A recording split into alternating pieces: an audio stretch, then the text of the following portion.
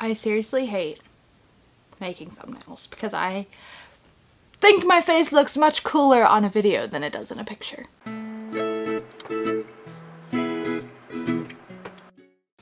Hey guys, Ginger here. Welcome back to my channel. And today I'm bringing you guys 25 bookish facts about me. I saw a few other booktubers do this recently and I was like, hey, this would be a cool video idea. And now that I have my new setup and I'm ready to film more videos, I decided I was gonna sit down and do it and talk a little bit about my bookish self. So without further ado, let's get into it. Also, putting gum in my mouth before doing this video was a bad idea, but here we are, so I'm gonna live with it. First bookish fact about me is a little controversial, and I am a paperback girl and I will always prefer paperbacks over hardcovers. Fight me about that. I just think that having a floppy paperback is so much easier to read.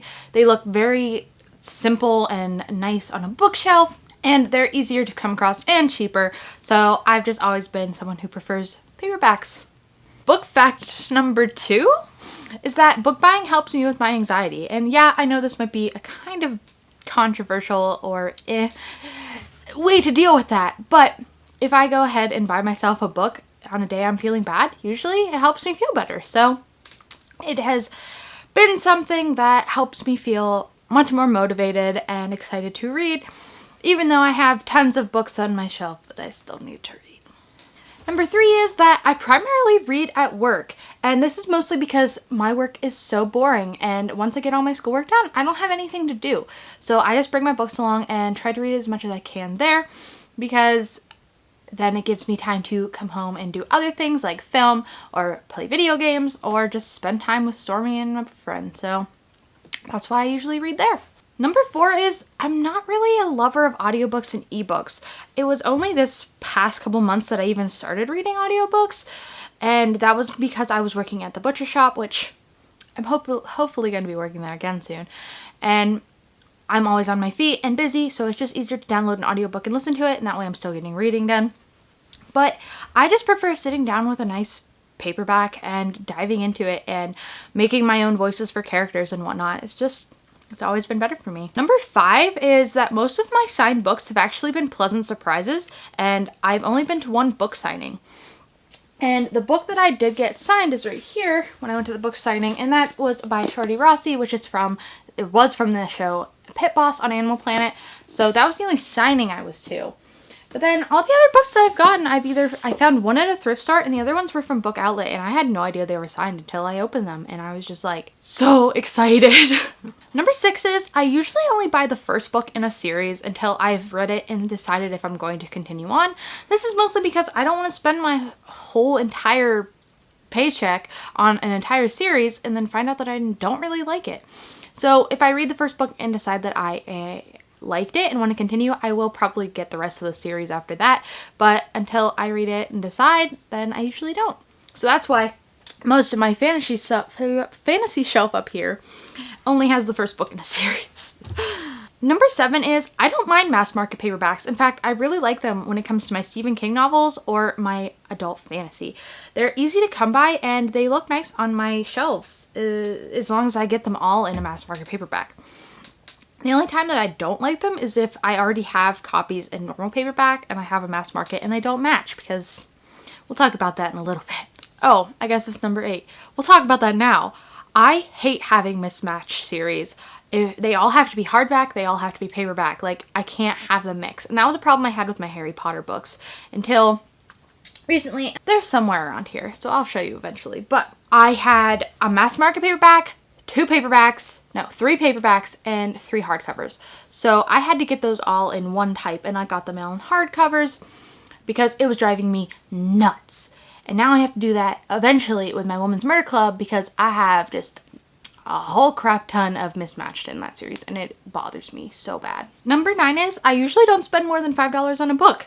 I am a big thrift shopper and I love getting deals, and spending less money on a book means I can buy more for the same amount as I would one. So that's how I make that okay.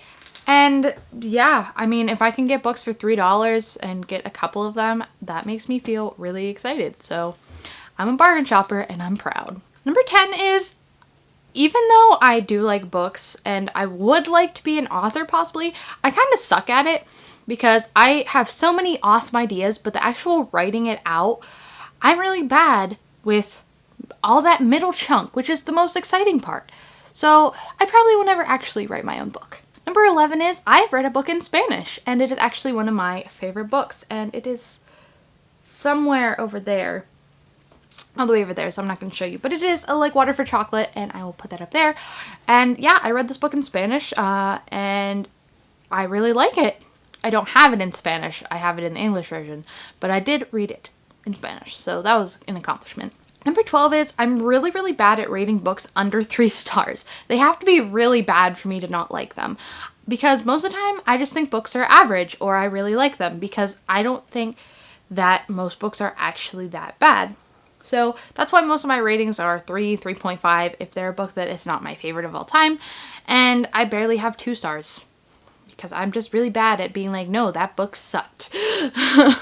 Number 13 is I usually just use a random piece of paper as my bookmark. Even though I have bookmarks, it's just much easier to just rip off a piece of paper from like homework or something and just put it in my book, because I'm reading all the time everywhere, so you gotta use what's most convenient. 14 is I got back into reading in 11th grade, so actually, how many years ago was that? Like 5 now? Holy crap, maybe 5? I'm getting old. But for a while, I wasn't much of a reader, and then I started watching Booktube, and I got back into it, and since then, I've just been an avid reader, and now I'm on Booktube, so that's how it goes. 15 is my favorite series of all time, which is the Warrior series, has yet to end. And they've been in publication for such a long time now. There are over 24 books in just the main series, and they're still coming out with new ones. So yeah, I would recommend you don't read that series, only if you don't want to keep buying them, because there's so many. But it's really good, so actually you should read them. Just forget what I just said. Read them because they're great.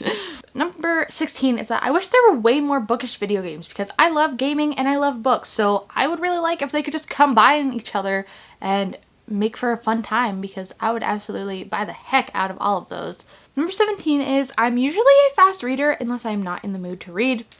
And then I tend to read slower. So if I'm really excited about the book, I will read really fast. I can read probably 100 pages in an hour. But if I don't want to read, then I usually read like a page a minute, and it really bugs me. Number 18 is I have way too many unread books on my shelves, but I think as booktubers we all have this issue. I just see all these great books and I want them, so I buy them, and then I don't have enough time to read them all. So I'm making it one of my goals this year to try to read mostly from my shelves and not from the library, but that probably won't happen. Number 19 is I'm easily persuaded into getting a book or putting it on my TBR by other booktubers, other people, whatnot. If there's any aspect of it that seems interesting, I'll usually pick it up. And this can be a problem sometimes, because that means there's, again, way too many books on my shelves that I want to read. And makes for more that I might not actually like. And then that sucks, because I really want to like all the books that I put on my shelves. Number 20 is most of my actual possessions are just books. Like, I just moved, and besides like my TV and Xbox and clothes, the most things I had were these books, and there were so many boxes of books, and books are heavy, so that was not fun. But I'm also excited that I have this many and I have such a great collection, so it's a blessing and a curse.